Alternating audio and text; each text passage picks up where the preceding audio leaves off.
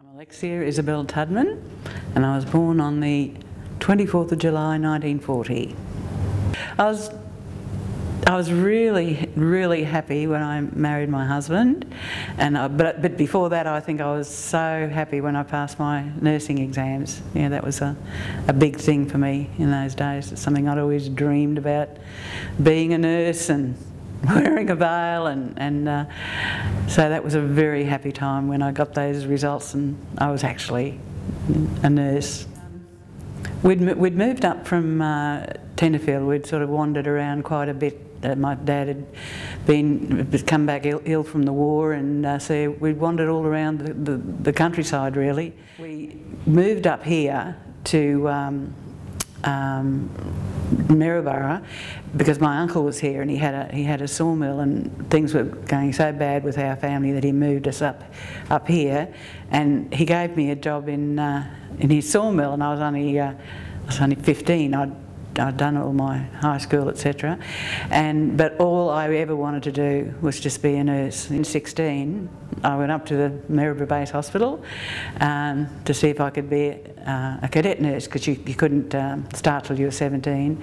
So I was able to start as a cadet nurse, and wore a little blue cap for 12 months. I worked at the Maryborough Hospital for 12 months as a cadet, and then the day I turned 17, I was able to start. And this is 1956.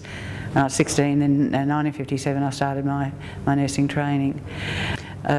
We had exams, and of course in those days, being an apprenticeship type of nursing, we had to all our study and our lectures and everything were done in our time. We had to work, so that we'd be on night duty, and then we'd go to sleep, and then we'd have to be woken up to come over to the lecture room.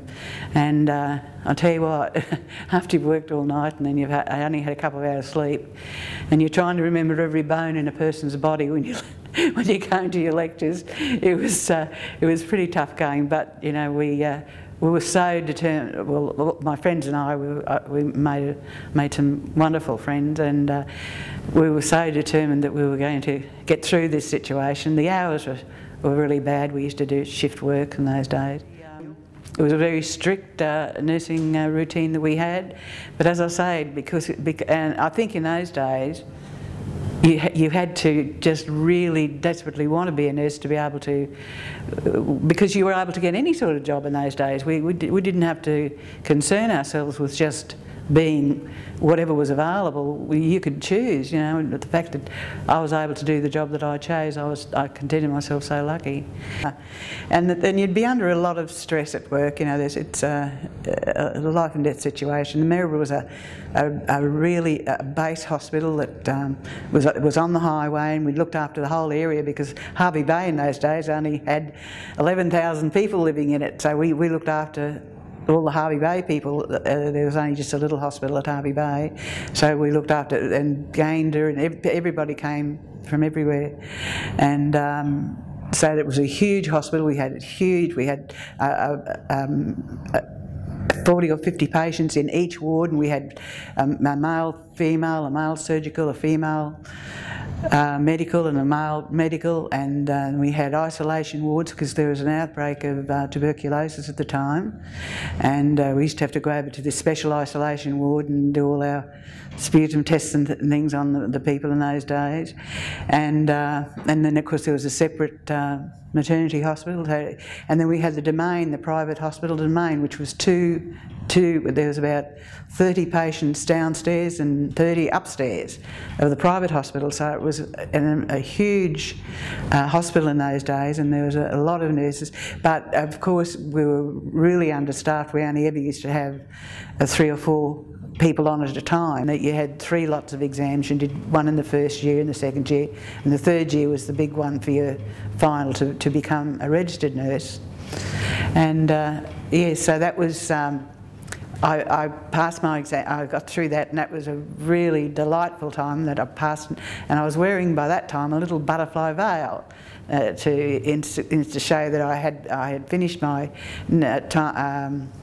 exams, but I was due to be a I wasn't a nursing sister yet, and that's what I always wanted to be. And I actually got married, and that was the end of that. And once she got married, and I had a baby, and that's you had to leave the hospital. I was very happy about being married and having a baby, but I was pretty devastated that I hadn't finished my nursing, because that'd been a dream of mine for so long. But then after I had the baby was about 4 months old, and my husband lost his job. So I thought to myself, I know this is a really difficult thing to try and do, but I'm going to go up to the hospital and just see if I'm allowed to go back and finish my time. Just because, you know, married people, it just wasn't heard of, and especially if you had a child. And because in those days, married women just didn't work. That was the thing. As soon as you got married, you had to leave any sort of job in those days.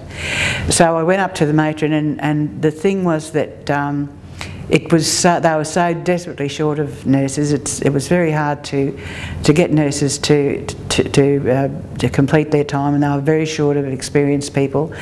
And I just said to her, would it be at all possible if I could come back and finish my time? And she said, well, I'll probably have to take it to the board, but if you do, you will have to move back into the nurses' quarters, and you will have to abide by all the rules of your nursing study. You'll have to sleep in the nurses' quarters, be in at 10 o'clock every night. You only have one. This is what we did as trainees. And I said, well, we were pretty desperate, so I said, okay, if you'll allow me, I'll do that. And so I did it, and my husband used to have to drive up to the nurses' quarters with the baby for me to breastfeed him and then take him home. Luckily my husband's mother cared for him while I was working, and because my husband was there at night with him too, and then he got a job. By this time we couldn't cope. It just wasn't working. I was desperately missing the baby, and I wanted to be home, of course. And so my husband got the job, so I went up to her and I thanked her for allowing me to do that. But I said, we just cannot do this. And she said, well, actually we're so desperately short of staff at the moment. I'm going to take it to the board and see if you can stay. So this was 1962, and she took it to the board. No, 61. She took it to the board, and they agreed that I could live out. Well, then didn't that open a can of worms, because once they allowed me to do it, and I was the first nurse in Queensland in any hospital that had ever been allowed to live out and finish my training. So that's how I managed to finish my training and was able to graduate. And that was in 1962, and I finished at the Maryborough Hospital in 2002, which meant I'd had 45 years at the hospital. So it was the beginning of a really long career, and I actually continued. Even I had another 2 children after that, another 2 boys after that. I was 2 years, in 1940, I was 2 years old when Darwin was bombed.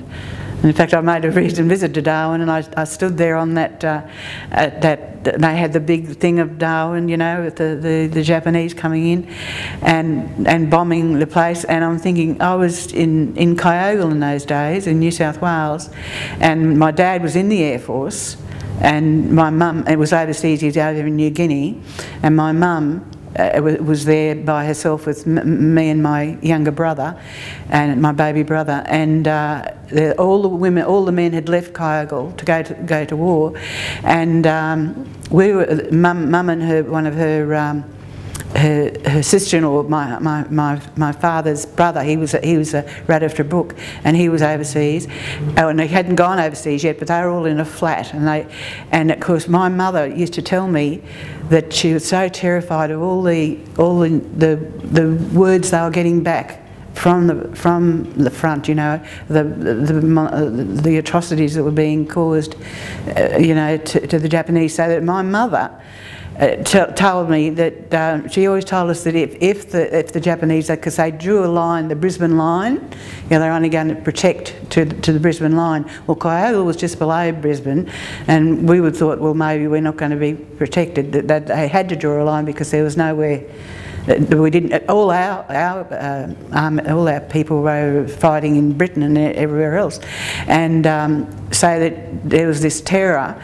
And my mum always said that she was going to make sure that they didn't get my father or her kids or my mum, and she was going to make sure that we weren't around, you know, what she was going to do, tablets or what she was going to do. Yeah. When my father came back from New Guinea, he was in a really, really bad way.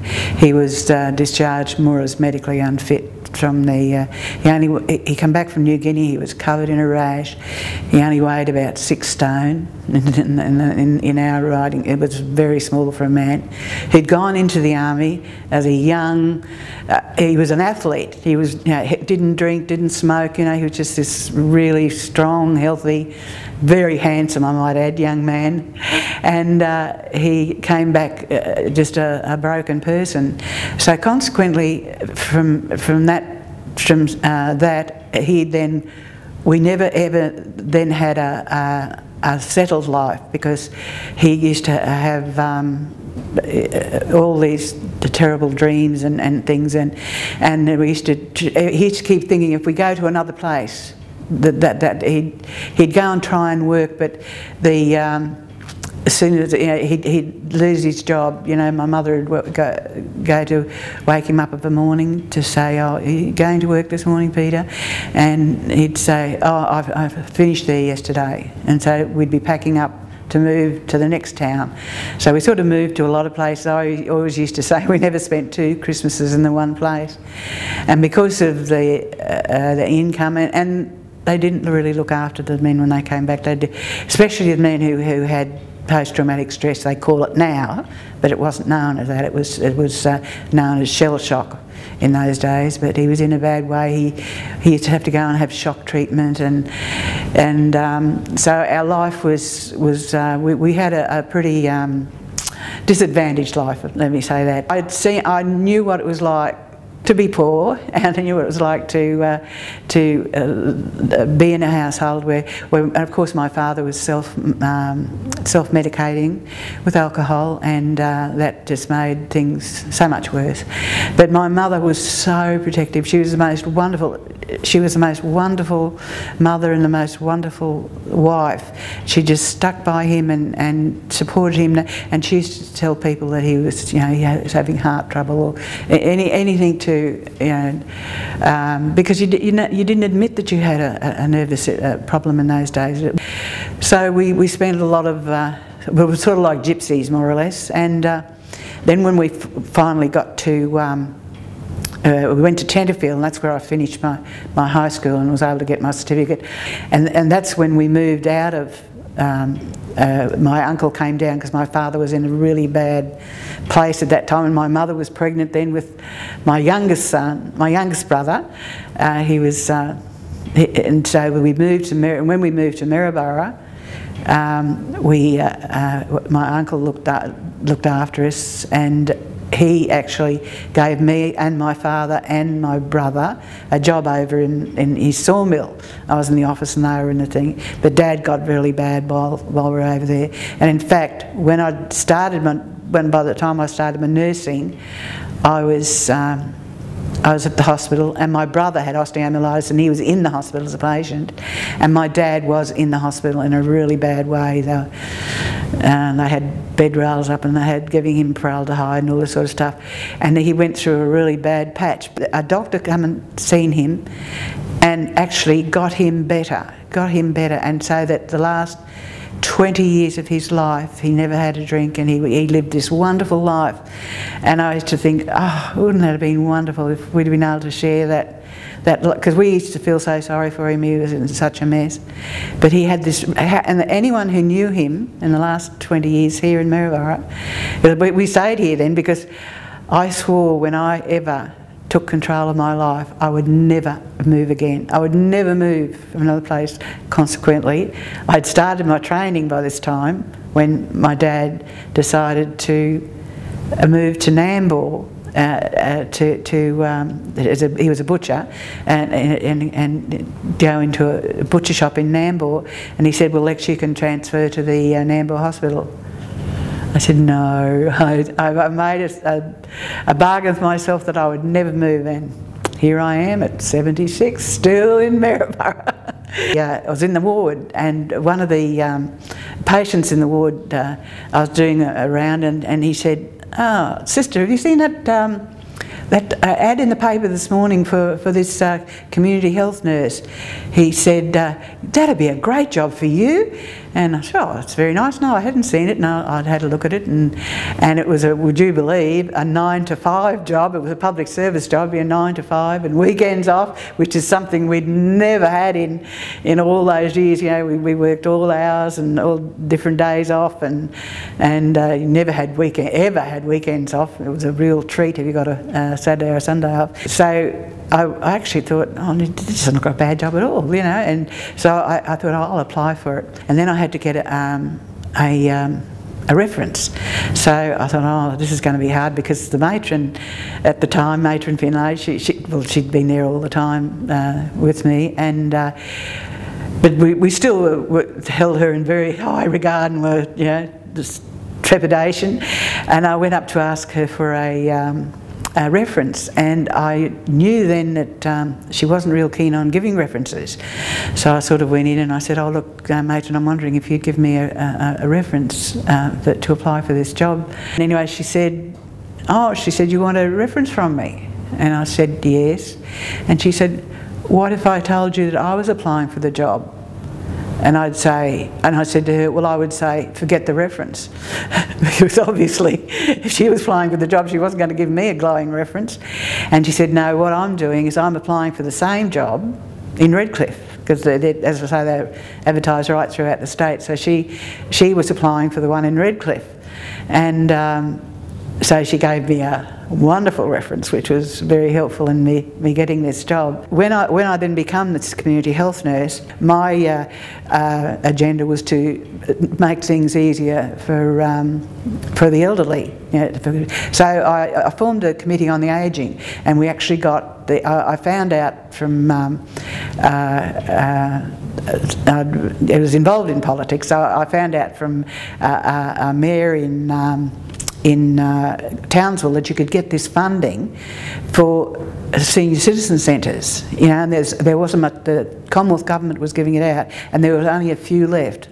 Yeah, so this funding was available, and was available through the state, for the federal, and then you could get funding from the state, but the community had to raise $30,000.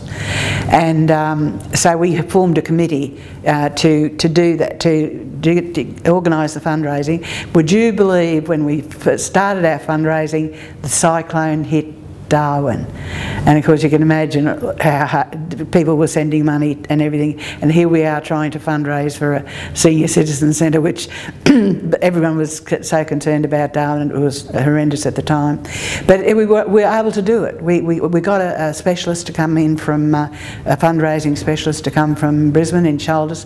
How we had to do it, we had to go out and we had to make a donation first, of course, and then we'd say, well, I've given this much, and if you could get at least 10 people to give. So we actually raised that 30,000, but before we could even, you know, there was 333,000 that the government was prepared to give to us, and they only had 2 left.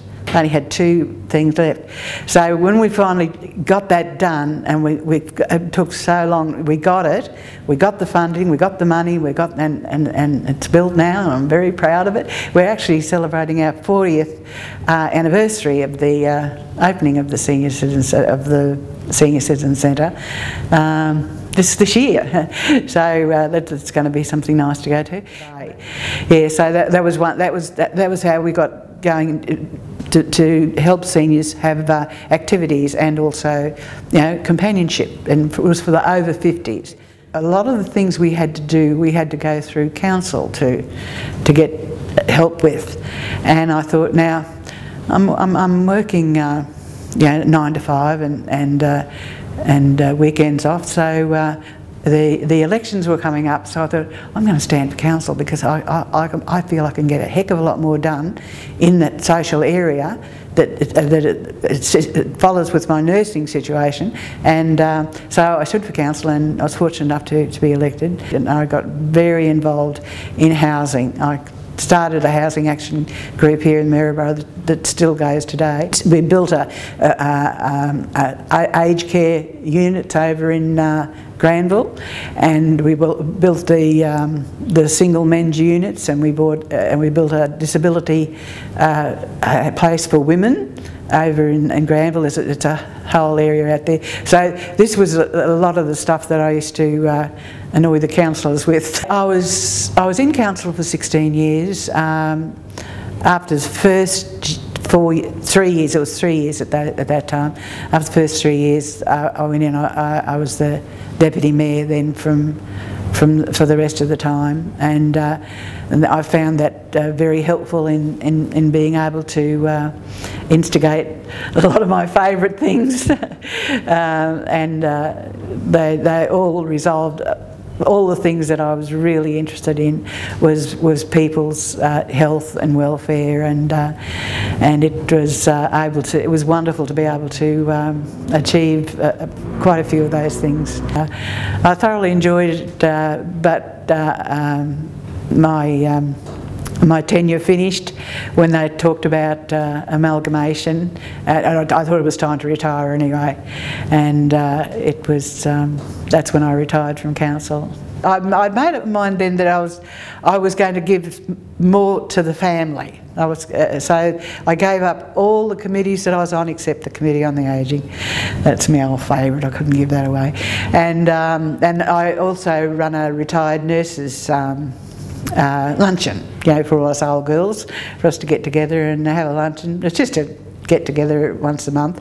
But as for actually involving myself in the community, as I say, I haven't involved myself very much at all. I used to always say, when I retire, I'm not going to be one of those people who say, how did I ever find time to go to work? I'm going to be one of those people who know that I haven't got time to go to work. Well, when I retired, I must admit that I did not do as much in the community. In fact, I decided I was going to give my whole life to my family, to my kids, to my grandkids, and to my great-grandkids, of which I have 10, of course.